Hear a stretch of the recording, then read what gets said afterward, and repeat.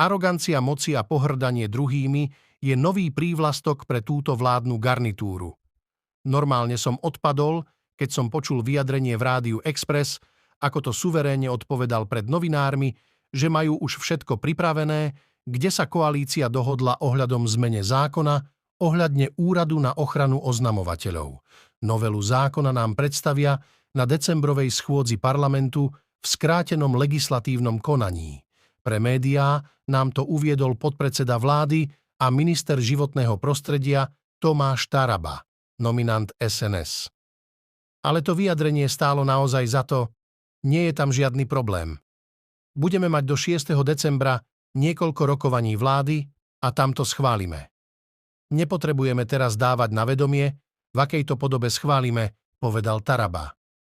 Takže blížia sa nám sviatky a už určite premýšľajú spoločne, čo si dajú pod stromček v podobe skrátenej legislatíve, ako uškodiť ľuďom, ktorí videli priveľa do kariet, ako si užívali a oblbovali ľudí, aby sa chránili pred vlastnou spravodlivosťou, kde jednoznačne pochybili. Nie je vám trochu zvláštne, že niekto si chodí na lekcie anglického jazyka a naši vládni experti zas pre zmenu chodia na lekcie k Blahovi do novej upravenej kancelárie, kde sa udomaknil svojským spôsobom a učí tam kolegov, ako majú správne používať gestá a spôsob vyjadrovania. Asi toľko môžem k tomu celému len dodať. Som veľmi zvedavý, ako bude ekonomika trestná činnosť po novom trestaná, ale podľa toho, ako sa prezentujú, bude Slovensko čiernou dierou pre spravodlivosť v srdci Európy.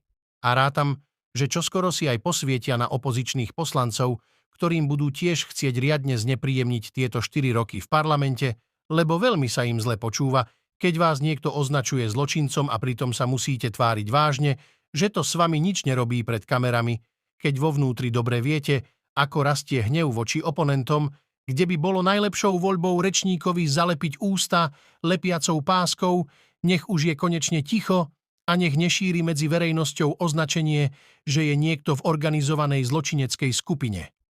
A vy, občania, ako vnímate toto správanie vládnej garnitúry, dajte do komentára váš názor, nech spoločne vieme, na akej strane stojíte v našej krásnej rôznorodej krajine názor.